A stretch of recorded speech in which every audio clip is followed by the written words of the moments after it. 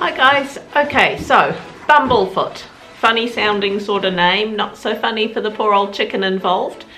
I'm going to show you very shortly because we recently just had to deal with our first ever case of Bumblefoot, which is pretty amazing considering how, well, I've had chickens for almost 10 years now, so we've done pretty well thus far.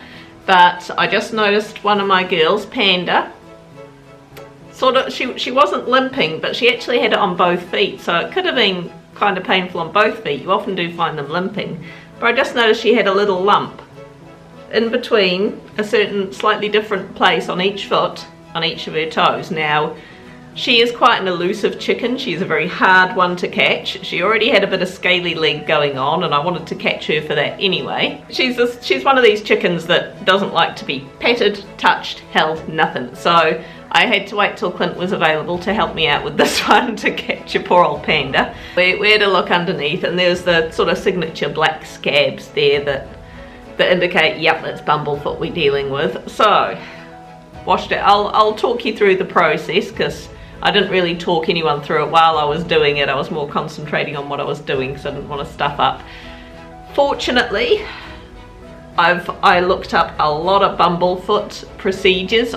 Ooh, they made my skin crawl. They involved a lot of blood and pus, and my stomach was in knots thinking about what we were going to have to do. In fact, Clint actually offered to the poor old chicken, which I'm glad we didn't, because it was this one actually turned out to be a fairly simple procedure. I was not going to let him shoot my chicken, by the way. It was actually quite simple. It was quite neat. There was no blood. There was none of that. So, phew. Thank goodness our first time was an easy one. Hopefully any other occurrences. Now, Bumblefoot, what causes it? It does not mean you're a bad chicken parent. It's just, especially if you've got chickens that free range, they might get an injury on the bottom of their foot and it can get infected. Now, they can get injuries on the bottoms of their foot really easy, of course, especially if they're all over the show. You know, our chickens have got sort of an allocated paddock. But I mean, you know, they got twigs, they got branches, they got bushes and stuff. You need to make sure there's no sort of hard edges in your chicken coop that they could potentially injure their foot on. And just make sure there's no sharp edges in the chicken coop. And also keep your coop as clean as possible, because of course if they get a cut on it and they go and stand in a whole heap of poop, then you know it's not going to end up good. As I say though, if they're free ranging, which chickens should be in my opinion, it is hard to control that. You know, they're always going to stand in muck. They're always going to injure themselves. So, as I say, we were lucky this was our first case. If left untreated, there are several ways of doing this. We went out there with a little knife. We were all prepared to perform surgery. It ended up not quite as surgical as we were prepared for. So again, yay. But I have heard of natural things as well, just wrapping it and soaking it, so, you know. But we went for what seemed like the quickest option for us, knowing the kind of hen that Panda is. Doesn't like to be held, doesn't like to be caught, so we wanted to, you know, deal with it there and then. It can become quite nasty. It can go from the surface of the foot. It can actually go into their tendons, affect their joints. It can spread into their bloodstream, and so, you know, I've heard of chickens losing feet. It's not nice. It's not nice at all. So, yeah, you really want to deal with it as soon as you can, really. Fingers crossed, Panda will make a good recovery there. With the bandages, it varies. I mean, the bandage will probably come off on its own. You know, they're not very tolerant. she'll be working on that till it comes off anyway. I don't think we'll have to worry. But if your chicken does manage to keep the bandage on there, it's a good idea to change it every day, or at least every other day maybe, if it's nice and dry out. If it's getting all wet and soggy, you probably want to check it every day. But at least in her case, there was no blood or anything, and so, you know, that should heal up nicely. So anyway, hit the like button, give us a subscribe, and yeah, have fun with your chickens. So there's the top view as we showed you earlier, and just the view from underneath.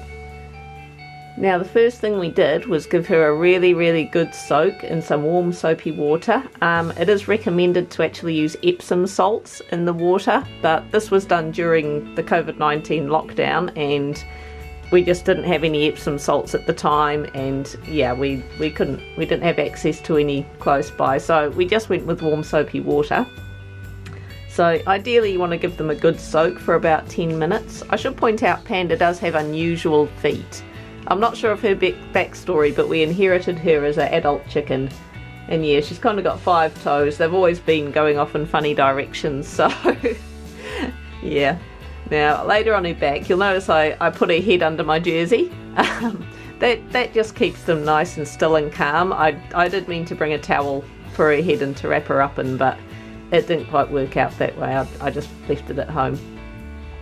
Now this first one, I didn't get a very good shot of it, but hopefully you can see that alright. I've tried to magnify it. The second one I did get a really good close-up shot of how we got it out, but it really did. It just flicked out so easily. We barely even needed to get the knife in there, although it might not look like it, but it was actually attached. There was actually like a bit of a white core. Now apparently that's essential to get the white core out. Otherwise it will just come straight back. And yeah, we gave it a good rinse. Yeah, there's the second foot. You can see that one a lot better. And afterwards we just sprayed it with some wound spray that we had that we got from Premium Petware, our local pet supply store. So yeah, just got Clint. He'd put a nice clean blade on his knife, by the way. It's actually, you know, we did clean our hands very thoroughly beforehand, and obviously very thoroughly afterwards as well. We didn't have any tight-fitting latex gloves though, so, but yeah, I just sort of gave it a good push from the back, from on top, and as you can see, that's just like a solid plug that just came out, and the white core and everything came out. And it really just left like a hole. There wasn't any bleeding or anything, but we just made sure it was nice and clean. Just used some nice fresh water and just used the wound spray again. Just out of interest, the wound spray, it does make it kind of a purplish colour. And I think that's sort of to hide any traces of blood from other chickens, because they're nasty creatures. If they can see one of their mates is wounded, then they'll go for it. So it is actually recommended as well that you just keep your chickens separate from the others, at least until it's healed up nicely. So our camera actually cut out while we were doing the bandaging, but there she is, both legs bandaged up. So but there we go.